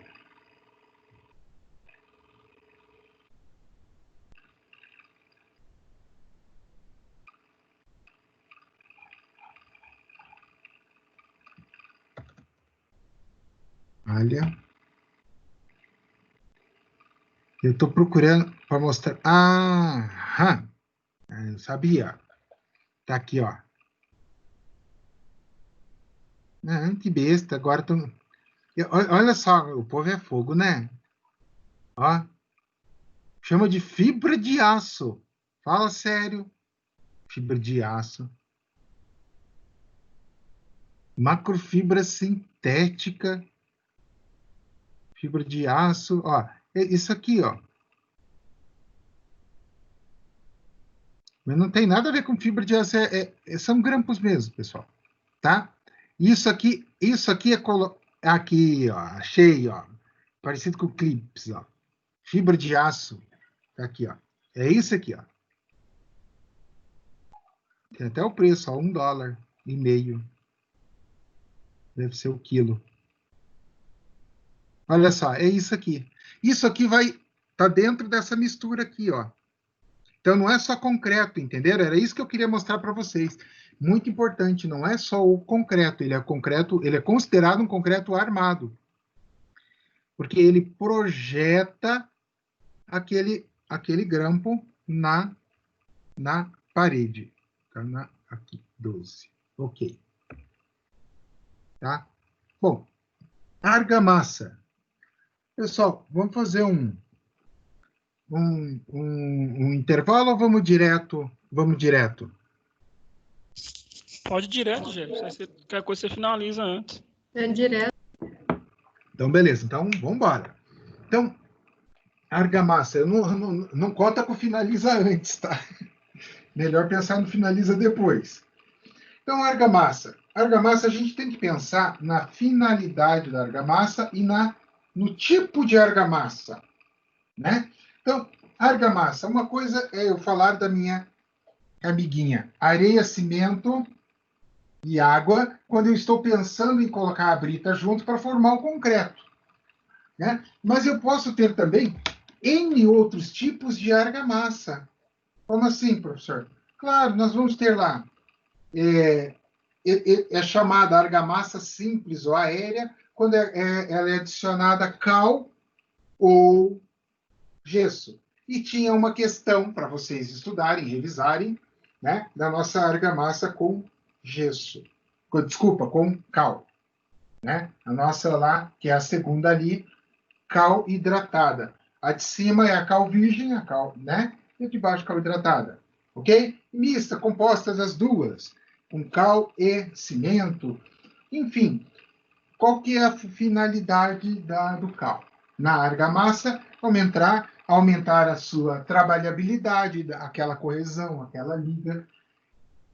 Detalhe, não pode de jeito nenhum passar esta argamassa de reboco direta no aço. Porque senão ele detona com o aço, ele corrói o aço. Finish. Não tem muito acordo. Você fez, é punido. Funciona assim. Ah, que coisa chata isso aqui. Estou tentando passar aí, consegui passar. Tá? Então a classificação dela pode ser de acordo com a sua dosagem, entre pobres e magras. Argamassa pobre, tá? É uma argamassa que você vai ter menor quantidade de material agregante. Quem faz quem que agrega? Cimento e o meu cal. Então você retira cimento, ela fica mais pobre, tá? E eu posso ter ela mais gorda, ela vai ter mais cimento. Ok? E ela pode ser classificada em relação à sua consistência. Ela pode ser meio seca, né? Mais plástica, mais fluida. Vai depender do que você precisa e da tua necessidade. Por exemplo, eu quero bater um chapisco. O chapisco, eu faço ele quando? Eu vou fazer o chapisco para preparar a alvenaria para receber a argamassa, para aumentar a ponte de aderência, certo? Então, eu vou lá, areia, água e cimento. É um tipo de argamassa? Sim. Extremamente fluida, que você vai bater ali para depois passar a argamassa. Ok? Então, não é nada muito fora da casinha. Então, a gente vai ter vários tipos de argamassa, tá? Inclusive, a gente vai ver lá, que eu mostrei para vocês, de 3 materiais 2, que a gente vai falar daí bem detalhado sobre, a gente vai fazer uma DR, vamos discutir a relação sobre revestimento, que é para vocês saírem sabendo exatamente o que usar, onde usar, para não fazer besteira, não criar problema de patologia. Então, você tem, na construção, você vai ter 2 tipos de argamassa. Uma para assentamento de tijolo, que ela vai ter, geralmente ela tem mais cimento, ela leva mais cimento e menos cal, tá? E a outra para fixação, que é o inverso, leva mais cal e menos cimento, que daí é para você fazer a fixação. Fixação como assim? Por exemplo, imagina que você tem nessa fixação, pensa numa telha de concreto ou uma telha cerâmica, e você tem que fazer a fixação da sua cumieira cerâmica ou de concreto, né? Você não vai deixar a telha solta lá em cima, a cumieira. Você tem que fixar. Então, você usa ela, tá? Revestimento, tetos e paredes. Então, você vai fazer o chapisco, que eu já falei, o embolso ou o reboco. Pessoal, embolso, reboco, isso é uma coisa muito... Isso é coisa de paulista. Tanto que você vai encontrar na literatura embolso paulista, olha só. Mas, olha só, mas o que é esse negócio embolso? Então, pessoal, e camada única. Simplesmente o seguinte, o cara vai lá e bate a massa na parede, ele só bateu, tá? O paulista chama aquilo de embolso. Aí, rebocar, ele vem e trabalha aquela massa com uma régua, tal, alisa, papapá, aquilo ele chama de reboco. Para mim, é camada única, porque ninguém fica só fazendo só um embolso. É claro que tem as exceções.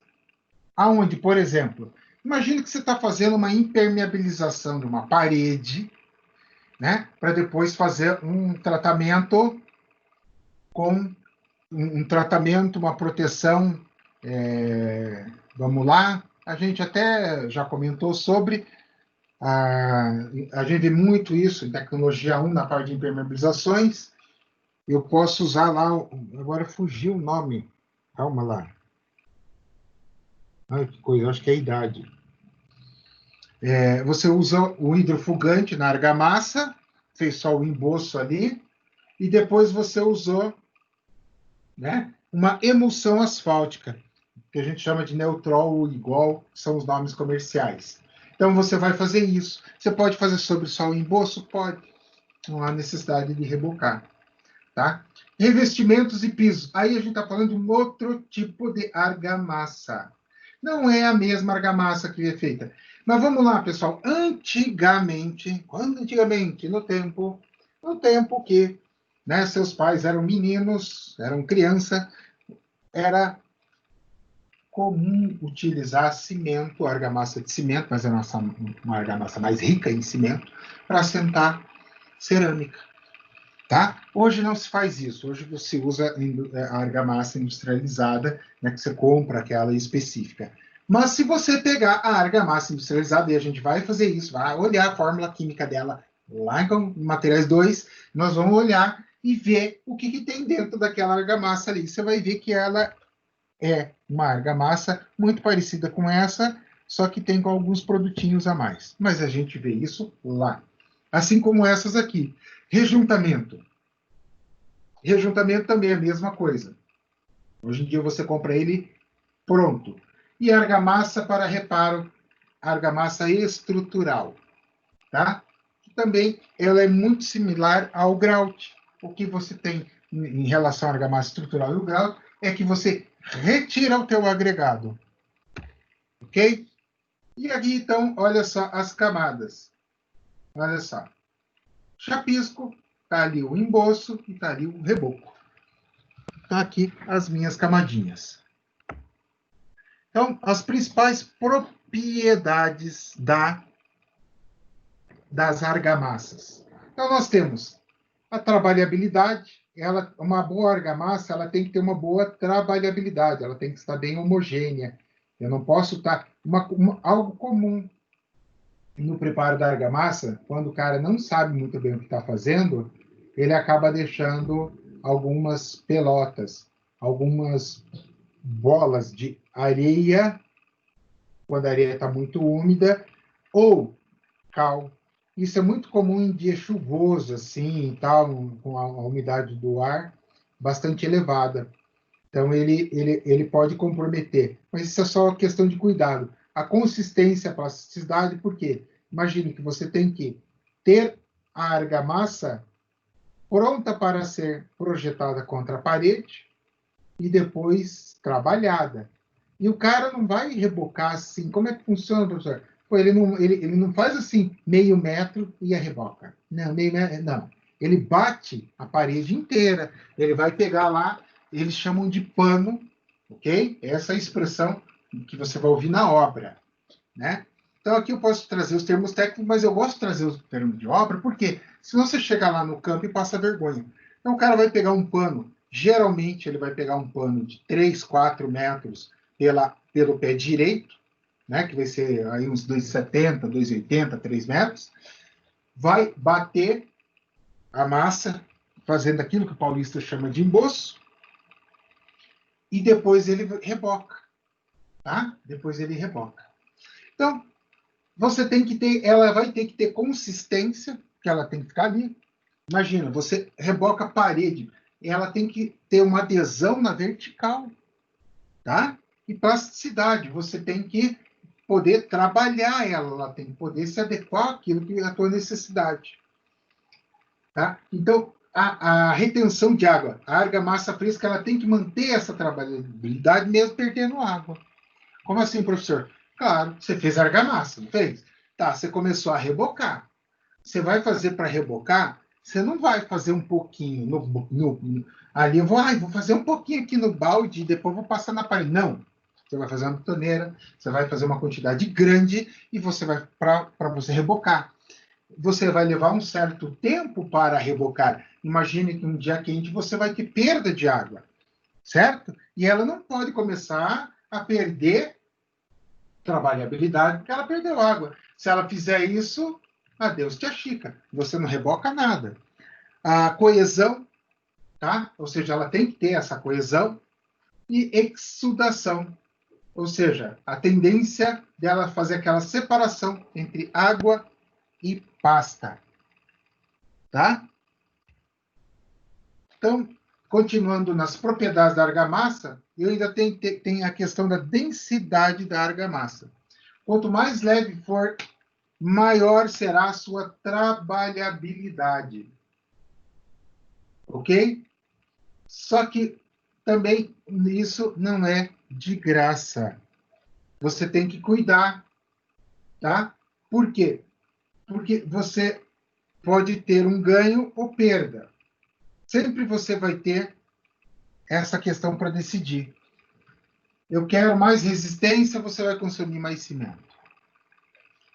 Eu quero o cimento com maior trabalhabilidade, você aumentou a quantidade de água-cimento, o fator água-cimento, para fazer aquela compensação e equilíbrio. Na secagem, você pode ter uma retração. Tá? Isto é, no concreto, vale a regra para a argamassa? Vale. Tá? Então, a capacidade de adesão inicial, que ele chama, é a capacidade de você bater a argamassa contra a parede e ela ficar. Imagine que você bate ela e solta. Por isso que você faz o chapisco. O chapisco, na verdade, você está fazendo para criar uma ponte de aderência entre a parede e a argamassa. Ao bater o chapisco, você melhora essa capacidade de aderência da sua argamassa. Por quê? Quando você está batendo areia, cimento e água, o cimento é uma partícula miserável. A gente já sabe disso. Em relação à areia, que é muito maior. O que vai acontecer? Você bateu ali, ele vai ficar com vários pontiagudos ali, uma superfície rugosa. Em função do quê? O que é aquela rugosidade? Areia. Tá? Então, essa areia de contato fica bem legal, bem legal para você fazer depois a ponte para a argamassa. E aqui vai uma curiosidade, uma coisa muito engraçada que eu não posso deixar de comentar. Geralmente, moleque que é moleque raiz mesmo, conhece argamassa, conhece chapisco, porque já se ralou um dia no muro chapiscado roubando mexerica. Quem aqui já passou por essa situação? Alguém já passou? Daí, pessoal? Ninguém?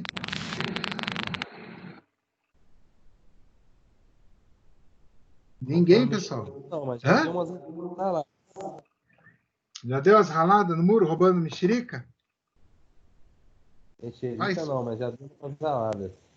Mas faz parte, né? O muro chapiscado. Então, imagina aquela ponte de aderência para o reboco. Fica top, tá? Vamos lá. Para finalizar a parte de argamassas, pessoal, vamos só falar do sistema de produção de argamassa. Eu posso ter ela preparada em obra, que é muito comum. Ela industrializada. Daí ela pode vir em sacos. Como assim industrializada preparada em sacos? Professor, que estranho esse negócio. Não tem nada de estranho, é normal, pessoal. Quando você compra uma argamassa para pisos, para cerâmica, ela é industrializada e ela é em saco. A argamassa preparada na central, tem várias empresas que comercializam, fazem a venda da argamassa. Eles vendem a argamassa lá em metro cúbico e tal. Desde que você condicione bem a argamassa, você pode utilizá-la. Ela tem uma durabilidade maior. E, evidentemente, ela vai estar armazenada, né? Industrializada, ela vai estar armazenada em silos. Só que sem a presença de água para não iniciar a reação química. Ok? Então, pessoal, concreto e argamassas, nós falamos de muito mais coisas de concreto que a gente tinha para acrescentar. A gente tinha bastante coisas legais para falar de concreto, nós falamos, eu acrescentei algumas informações a mais, e falamos sobre as nossas argamassas. E a gente viu que a gente retorna esses dois temas em materiais 2. Né? Dúvidas, perguntas? Tá tranquilo? Pode falar. Na verdade, eu só queria perguntar a respeito daquele corpo de prova que você tinha falado, e com 7 dias ele deu uma resistência. E depois ele foi rompido de novo, e a resistência parece que ela ficou menor do que a com 7 dias. Isso exatamente. Detalhe, isso aconteceu por causa da interferência do açúcar, tá? Não, beleza. Mas é possível... Não, isso não, normalmente não acontece, né? Ele não é o normal. O concreto, quando ele atende uma resistência, a tendência dele é aumentar ou manter aquela, correto? Não. Sempre aumentar. Sempre aumentar. Sempre. Mas chega uma hora que ele para. Chega uma hora que ele para. Não para. Ele aumenta. O concreto sempre? É assim. A curva vai só subindo? Só subindo.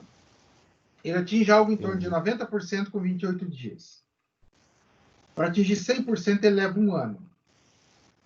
E qual que é o grande parâmetro? Ele leva 1 ano. Mas ele não chega no 100%, ele chega no 98, 99%. E se você pegar um concreto com 5, 6 anos, ele é mais resistente do que um concreto recém-feito. Sinistro, né? Por que isso? Isso é uma coisa que vocês estudam mais para frente, chamada reologia. Tá? Reologia.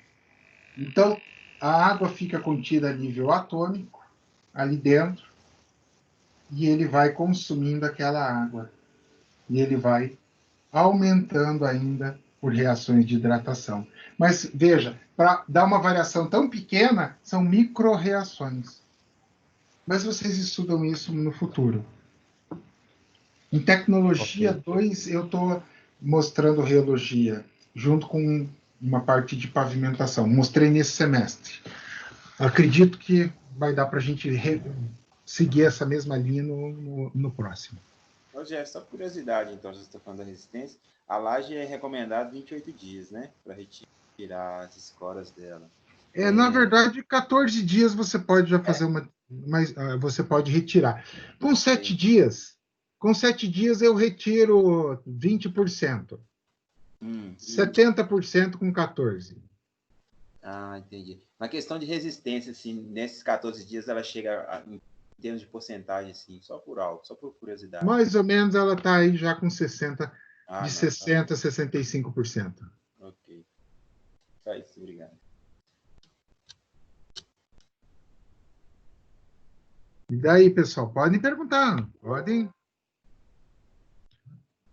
porque a gente vai para o próximo assunto. Tá? Hoje não tem moleza, por quê? É a nossa última aula, galera. Então, nós precisamos fechar. Oi, pode falar. Esse negócio aí do pedreiro aí furar o tijolo aí para substituir o chapisco não é correto, né? Então, vamos lá. Pensa. O que ele está fazendo quando ele está furando o chapisco? O tijolo está enfraquecendo o tijolo, né? Ele está enfraquecendo o tijolo, só que o tijolo é só vedação. Quando eu estou falando de prédio. A norma de concreto... Porque, Francisco, a gente tem que pensar... Porque não adianta a gente ter uma cabeça focada só naquilo. Ai, a norma falou assim. Ai, porque assim... Porque a norma... Pensa. Os caras vão fazer uma norma pensando em prédios ou em casas? Pensando em prédio, né? Em prédio. Os caras não estão nem aí para casa, né? Eles estão preocupados com criar rotinas rigorosas e rígidas para prédio. Então, primeira incongruência da norma. Ela diz para você que a mínima seção de concreto é 360 centímetros quadrado. Tá? 360. Então, você vai pegar lá e vai ter um pilar, por exemplo, 20 por 18. É o teu mínimo. Aí você está fazendo uma casa térrea sem laje. Tá? E lá no interiorzão, lá no meio do mato, nos Cafundó do Juda, ou não, ou na cidade, tanto faz. Você está fazendo a casinha ali. Aí você estudou e se formou, não, ó, o pilar aqui tem que ser 18 por 20. Numa casa de 50 metros quadrados, faz sentido? Não, se não fizer, vai cair. Não faz sentido nenhum, galera. Né? Por quê? Para começar, ele usa a alvenaria daquela estruturinha ali que ele está fazendo, ele usa aquela alvenaria, ele usa como forma. Né? Ele levanta o pilar, deixa o buraquinho ali, onde vai ser o pilar, encosta 2 tábuas, mete concreto ali. Não é assim que é feito? Sim. É desse jeito, galera. Então, assim, aí você vai chegar para o cara. Então, ou seja, a espessura você já sabe. A máxima espessura é do tijolo. Ah, o tijolo está com 14. Então, eu pego 360 e vou lá e divido por 14. Aí eu vou chegar na minha coisa ali, né, professor? Faz isso. Faz isso, só para você ver, infeliz. Você vai fazer um pilar de 30 e poucos centímetros para uma casinha. Não dá. Então, você pode usar um 8 milímetros, 4 barras de 8 milímetros? Pode. Vai resistir? Vai. Não vai cair, professor? Não. Entenderam? Então, muito cuidado. Analisem deste ponto. A norma disse isso. Ok. A norma está errada? Não. Porque quando eu passo para um prédio, a regra fica muito clara. Mas imagine que eu coloco que pode 8 milímetros. O que ia acontecer? Ia ter meliante colocando 8 milímetros em prédio, em pilar de prédio. Derruba, entendeu? Então, por isso que eles travam. Porque se eles não fazem isso, dá a chance para fazerem coisas erradas nos prédios. Então, mas vocês podem, naturalmente, avaliar, filtrar e imaginar. Qual que é a função do chapisco? A função do chapisco é criar uma aderência, melhorar a aderência para o reboco. O cara vai picotar, quebrar tijolo, ele vai fazer o quê? Ele vai gastar mais argamassa, porque o tijolo é furado, vai entrar pelos frestos mais argamassa, ele vai perder argamassa. Ou seja, Pode até funcionar na aderência? Funciona. Por quê? Porque ao entrar naquele nicho, aquela argamassa, ela gruda na de fora, ela cria uma placa maior de resistência. Não digo maior, mas semelhante ao chapisco. Só que você aumentou consideravelmente a quantidade de reboco empregado. Né? Então, se você for argumentar contra, você argumenta dessa forma. Ok, o que você está fazendo? Você está colocando a argamassa dentro desse buraco, quando ela entra, aí depois que você bater o reboco, ela ajuda a segurar, certo? Só que ela está pegando pontos de contato, ao passo que se você chapisca, ela pega a superfície inteira. Tá? Aí você matou a questão. Ficou claro, Francisco? Sim. Beleza. Ficou claro, sim. Bom, pessoal, dando sequência, vamos para a 4.3, nossa última aula para a gente fechar o nosso semestre. Tá? Seção 4.3 do nosso livro base, ele fala de entulho e materiais reciclados. Então, nós estudamos isso, inclusive o pessoal do terceiro período, que está fazendo materiais, né, e tecnologia comigo, tiveram essa disciplina lá no primeiro semestre. Sim ou não, pessoal?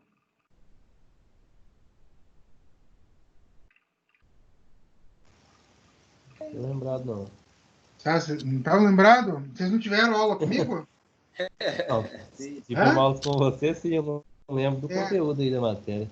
Ah, você não lembra? Pô, se Do ninguém conteúdo, lembrar, não. eu vou dar a prova inteira baseada nesse conteúdo. Ai, Professor, né? desculpa aí, mas eu lembro que a gente estudou você mesmo, mas eu não lembro do conteúdo aí. Na hora que você bom. começar a falar, nós vamos lembrar aqui, você vai ver. Então, vamos lá. Tá? Então, ele aborda a construção civil, o impacto do meio ambiente e resíduos gerados. Né? Então, era meio ambiente, lembra? Voltado para a construção civil. Basicamente, isto era o conteúdo que a gente viu. Quer ver? Já vou mostrar uma coisa que vocês já vão ver. Então, nós temos a relação a ser analisada de recursos naturais na construção civil, a quantidade que a gente consome e a quantidade de volume que a gente gera, né, em resíduos. Tá? Então, a classificação, destinação dos resíduos da construção civil. Então, os resíduos da construção civil, a classificação dele, eles são subdivididos em 4 classes. A classe A, os resíduos que eles não são reutilizáveis, que você não tem o que fazer com eles, tá? São provenientes de demolição, reforma, pavimentação, terraplanagem, enfim, N tipo de resíduos. Os resíduos tipo B, que tem outras destinações, exemplo, papel, plástico, metais, eles têm outras destinações, né? E aí você tem ainda os da classe C, que não permite uma reciclagem, uma recuperação. Não tem como você pegar e recuperar, por exemplo, reciclar resto de tinta na lata. A lata tem como, ok, mas e aquele resto de tinta? Vidro, o que você faz com vidro? Né? Não existe uma forma de você fazer. E você tem ainda aqueles outros resíduos perigosos. Né? Quais os resíduos perigosos?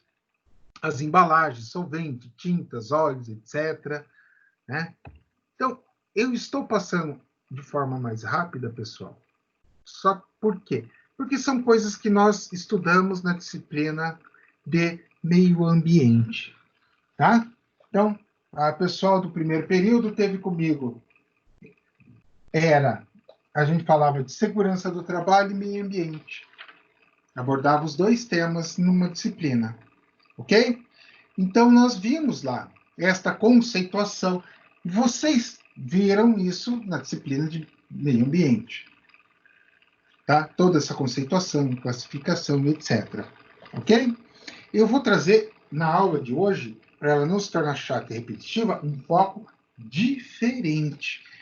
Chamar a atenção para vocês de coisas legais, e eu vou contar uma coisa muito top, muito legal sobre resíduos. É uma coisa assim que envolve, eu vou dar um spoiler, Segunda Guerra Mundial, tá? Então, mas é coisa top. Vamos para frente. Perdas da construção civil. Então, onde que eu tenho perdas elevadas? O aço, 9%, está ali no meio. O aço, por que 9%? Porque sobra aqueles retalhos de aço tal ali. Se você tiver um armador inteligente, né? Aquele cara sério que sabe fazer o trabalho dele correto, né? Não é porcão, ele vai fazer o quê? Ele vai medir da melhor forma para aproveitar o aço, para não dar perda. Ah, sobrou, deu perda. Separa esse aqui no canto, vamos ver, para a gente encaixar aqui e ali. Sempre tem um lugarzinho que precisa de um pedacinho aqui, outro ali. Então, esse é o cara 10. Esse é o cara que trabalha corretamente, é o cara que trabalha para você. Você também tem o contrário, né? O armador que trabalha contra você, que trabalha te sacaneando, né? Que precisa de um pedaço de 4 metros, pega uma barra inteira com 12, pof, corta ali, tira os 4 metros. Ah, daí ele vai lá e precisa de outra barra de 5 metros, ele vai, pof, numa de 12, vai sobrando aquele, vai causando um prejuízo terrível para você, tá? Então não dá nem para chamar de armador um cidadão para um desserviço desse.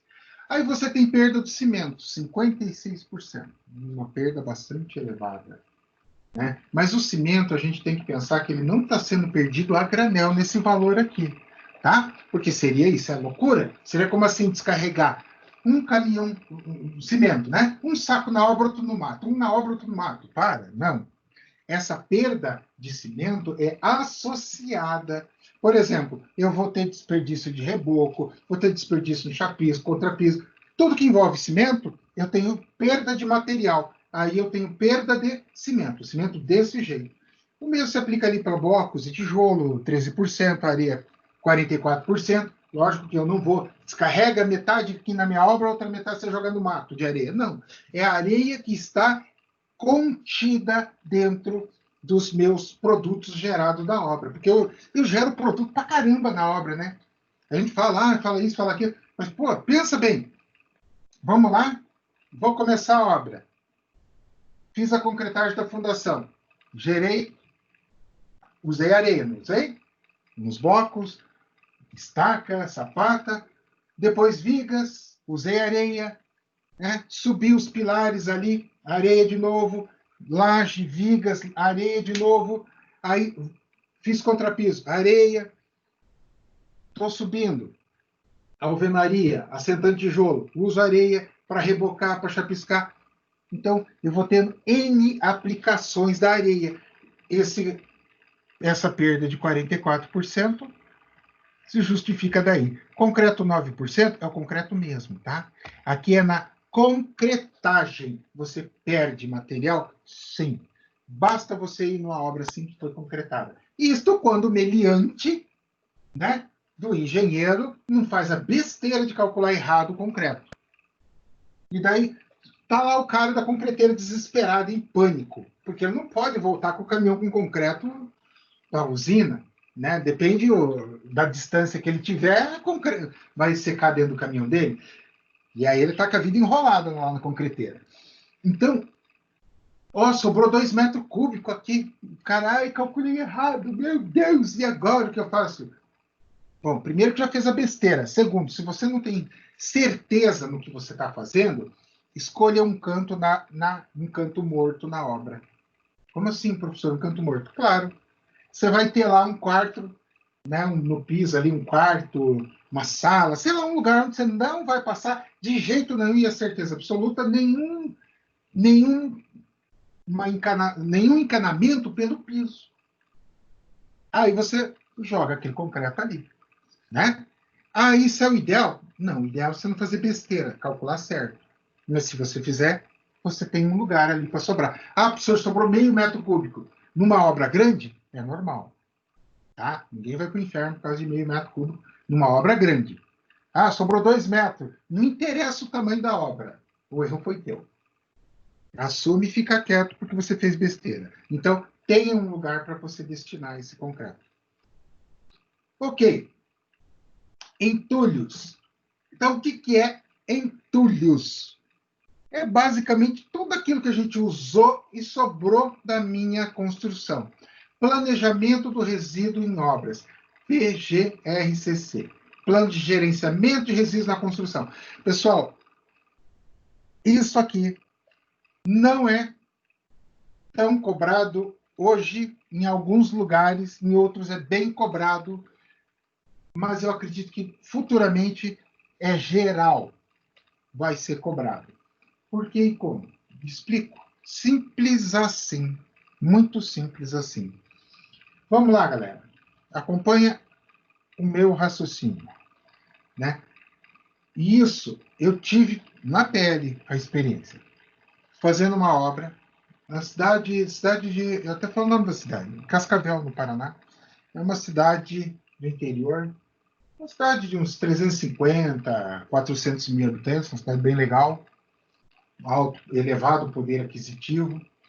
Os caras têm lá o seguinte: você vai aprovar teu projeto, ok, legal. Vem cá, filho, conta para mim, no teu projeto aqui, quanto de resíduo você vai gerar? Eu não sei, então volta lá e calcula, porque senão eu não aprovo teu projeto. E eles têm mais ou menos, conforme o tipo de obra, uma tabelinha de quanto você vai gerar. Então você não pode dar um chute louco. Você tem que fazer uma estimativa. Meio louca? Pode até ser, mas tem que ser uma estimativa mais ou menos. Aí você vai lá e faz aquela estimativa, tal. Aí ele não quer saber só isso. Ele quer saber quanto você vai gerar e quem vai transportar teu resíduo.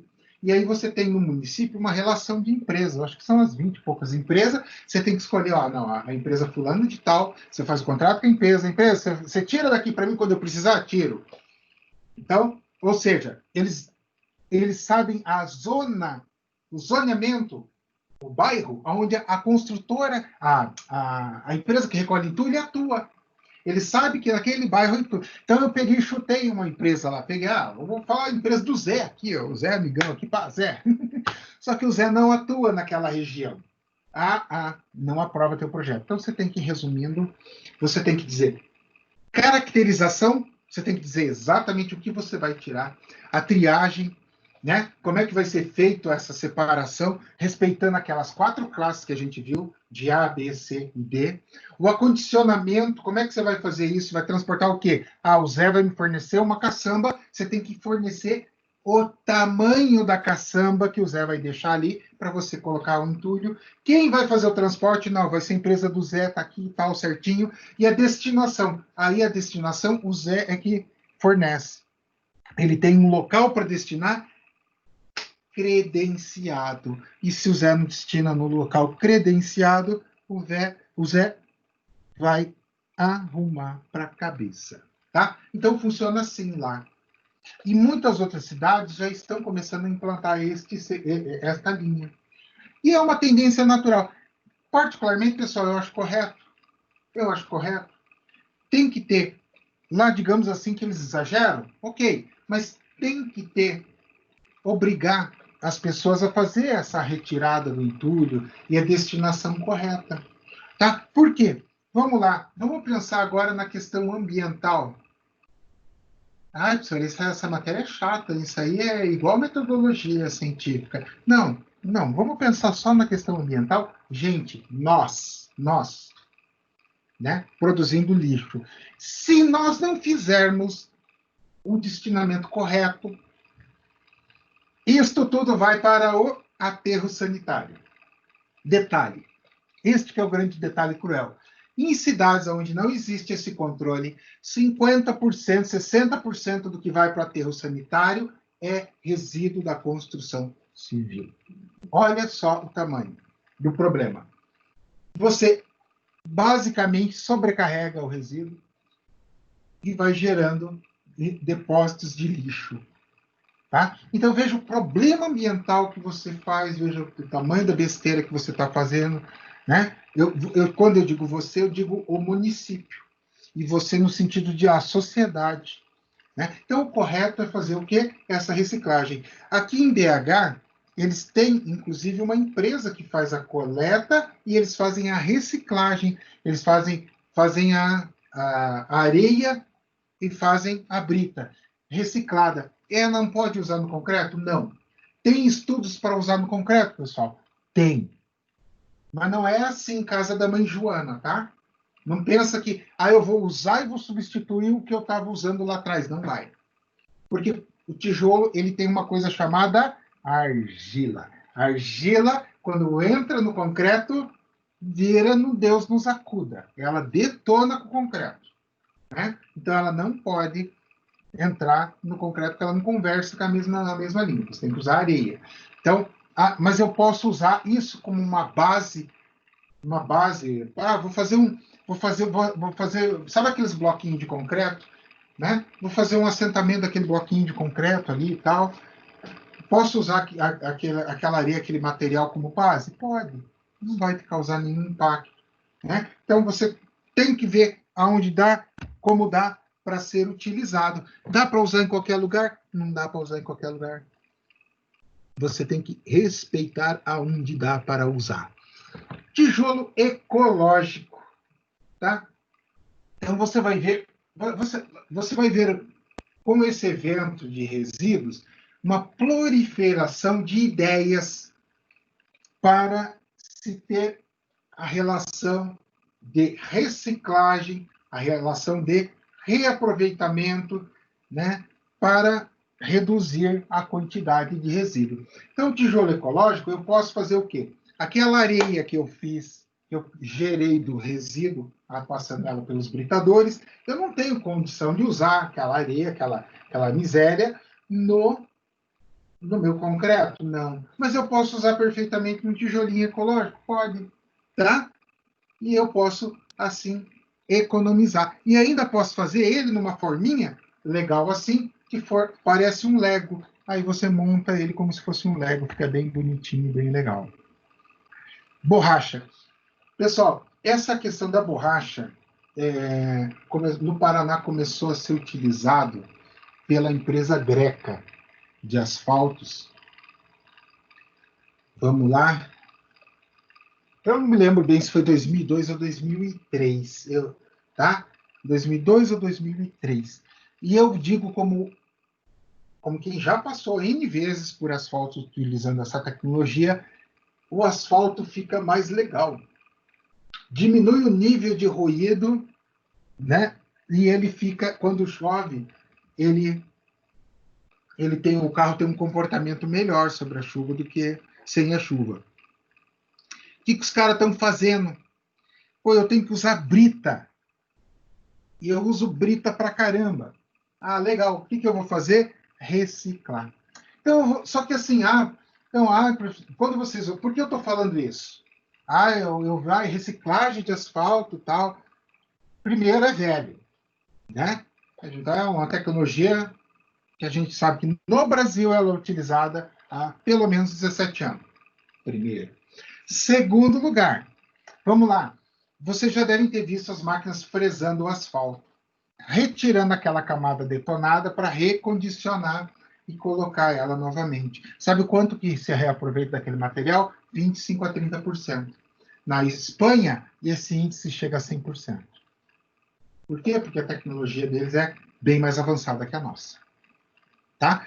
Então, pessoal, são condições que vocês vão analisando, vão criando informações. As telhas ecológicas, na verdade, são feitas do quê? Você tem aquela massa, uma massa feita com resíduos de... uma que gera legal para essas telhas é aquela... Pensa na caixinha de leite. Tá? Então, quem não conhece, dever de casa.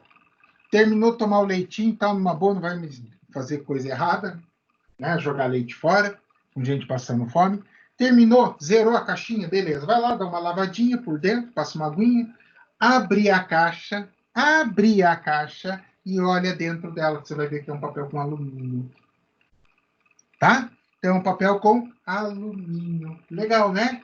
Então, se você pegar, derreter aquilo, derreter, depois prensar e etc., você consegue fazer, por exemplo, telhas ecológicas, que pode ser derivada de outros materiais também. Pode. Tá? Então, essa é a ideia. A ideia geral, o foco em si, é você pegar os materiais que nós temos hoje, que sobram, que são resíduos, que são jogados fora, e começar a reciclar. A gente pode entrar nessa seara de reciclagem, galera, por coisas muito mais loucas, né? Por exemplo, a gente pode entrar na questão do mercado da demolição. Como assim? No Brasil ainda é fraco isso, na Europa é muito forte, mas ainda aqui a gente já tem. Você vai numa casa de demolição, aí você encontra lá uma parede, você encontra vigas de madeira, você encontra um monte de material, janela, porta, um monte de coisa que você pode reutilizar em um projeto diferente, moderno, tal, mas é a questão da reutilização. E outra coisa, que não dá para deixar passar, que é importante também citar, aí você vai para a Europa. Nossa, lá o nível de reutilização é muito maior. Por quê? Pensa, os caras não têm espaço naquela porcaria.